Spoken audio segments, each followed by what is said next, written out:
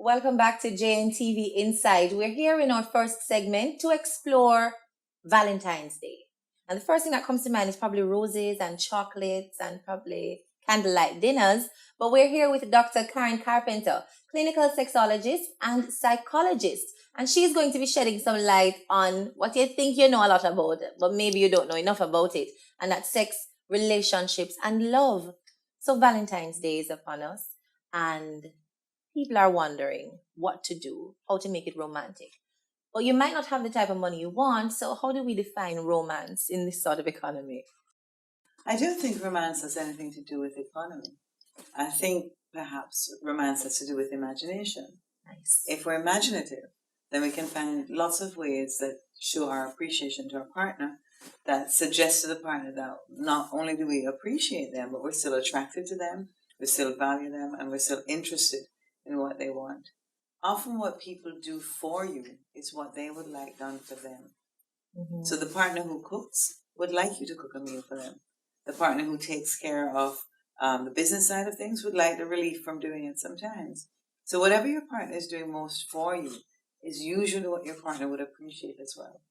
Interesting. So how do you know when you're in a good place in a relationship? How can you tell that this is the partner for you or that you're being a good enough spouse?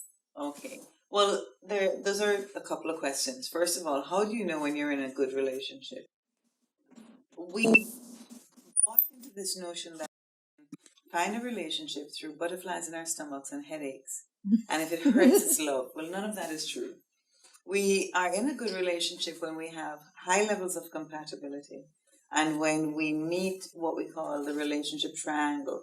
We meet those components of intimacy, passion, and commitment. Mm-hmm. So we need those three components working well in our relationship in order to arrive at a consummate relationship. And that's going to take intellectual compatibility, sexual compatibility, and psychological compatibility. So compatibility is very important in a good relationship. How can somebody who perhaps has lost an angle in the triangle, whether it is intimacy or passion or commitment, how do you get it back and make it as meaningful as it was before? That's a great question. First of all, you have to diagnose where your relationship is at. Is it the passion that's gone? Is it the intimacy that's gone? Is it the commitment? Regretfully, relationships that begin without passion don't get passion back. Oh. So you have to have a tremendous amount of sexual attraction for each other if you want to maintain it over many years. If the sexual attraction was lukewarm in the beginning, don't expect it to get passionately hot in the end. It's going to dwindle because our interest in the other person is being satiated as the relationship goes on. The novelty is out of the relationship. And so you really have to have that component working well. And then you have to have great intimacy. And that will lead to commitment. But commitment alone is not going to give you passion or intimacy. What advice would you give to a couple?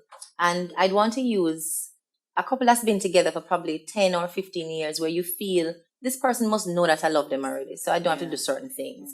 How do you get them to start showing that again? What advice would you give? Well, let me go to M. Scott Peck. M. Scott Peck has, in my view, the best definition of love that I've heard. Normally when you ask people, well, what is love? They say, oh, but it's confusing and you can't define it and you don't know. It's a feeling you feel. Nothing of the sort. Mm-hmm. M. Scott Peck says that love is a willingness to extend yourself for the betterment of yourself and for others, sexually, psychologically, spiritually, and physically. So when you are willing to extend yourself for the growth of the other person, that is demonstrating love. And if you're able to extend yourself for the betterment of the other person romantically, sexually, passionately, then you are demonstrating romantic love.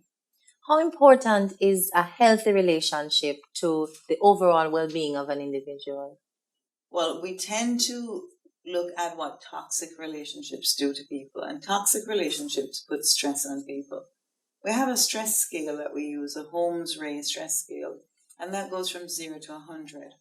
And poor relationships score 75% and over. Okay. Because poor relationships begin to fracture. And that puts a lot of stress on the individuals. So that's what we call a toxic relationship. The reverse is true. Good relationships give you a better outlook on life, boosts your immune system, and sex boosts your immune system incidentally, because it releases endorphins, dopamine, and oxytocin. Some of the things that are feel-good drugs, but are also adrenal drugs. So they help us to stay healthy. So obviously the couples that are in good relationships, enjoying good romance and good intimacy and good sex are clearly going to be healthier. All right. So I've heard women say that they're able to find a partner who offers probably one component, and it's usually the sexual component that the other half is willing to give. Yeah. And I said, boy, you know, I can't find a man who is going to be kind, and I can't find a man who's going to open a door and pull out a chair. Where has chivalry gone? How do you answer a complaint like that? I don't think your listeners are going to like the answer. To begin with, we attract what we are. If you lead with the sex, you'll attract a man who only wants sex. We attract what we are. If you attract a man into your life who's unkind, perhaps you need to look at your kindness. You have to be it to get it. So what I encourage people to do, men and women, is to think about the qualities you want in a partner and become that partner. Don't wait on somebody to come along to embody that. Nobody completes you. Nobody's a half of you. There's no better half or worse half. They're just people. So if you want to attract a partner into your life who is all of these wonderful and positive qualities, you have to be that.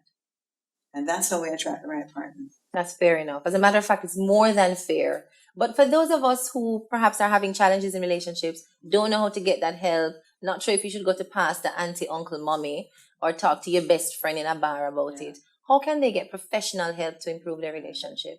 Well, first of all, let me deal with a best friend. I think it's great if you have a best friend who will listen. Regrettably, a sample of one is not a scientific sample. And so your best friend is going to give you advice based on their own experiences. And certainly they may have had more than one experience. It's still not scientific. Your pastor is perhaps a better person to go to, because based on your faith group, you might find the advice very useful. If you want professional research-based help, then you need a psychologist or psychiatrist. And you can either go to the university hospital, you can go to someone privately, but certainly we have clinics around the country that can help you. Okay, thank you very much. Dr. Karen Carpenter there, sharing some very, very useful information on how to build, maintain, and improve relationships as we approach, as we simmer down, and as we move past Valentine's Day for 2014. Stay tuned. We have more in store on Insight when we return.